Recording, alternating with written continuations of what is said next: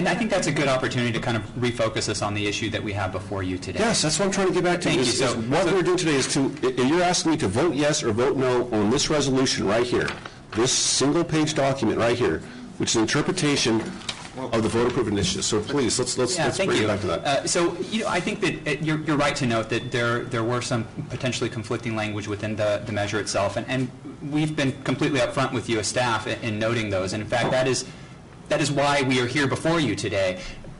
As we noted in our initial report, ambiguities can arise in various ways. They can be facial ambiguities. They can be created within the text of a measure when you read it in context with one another.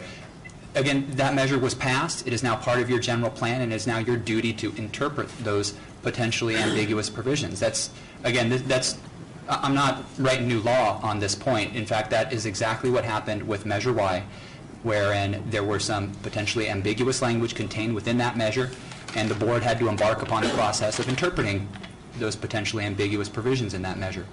So that's exactly what's before you today. So what we've presented to you as staff is an interpretation that we believe is consistent with your obligations under the law, that's consistent with the voters' intent.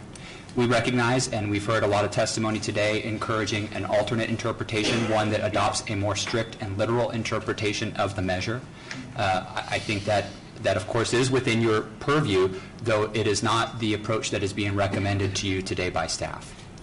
In fact, we believe that the approach that we have recommended to you today is consistent with the outcome you would see following the conclusion of any court proceeding. So again, I think it's within your purview, but I want to be clear on what we're recommending and why we're recommending it. Mr. Chair?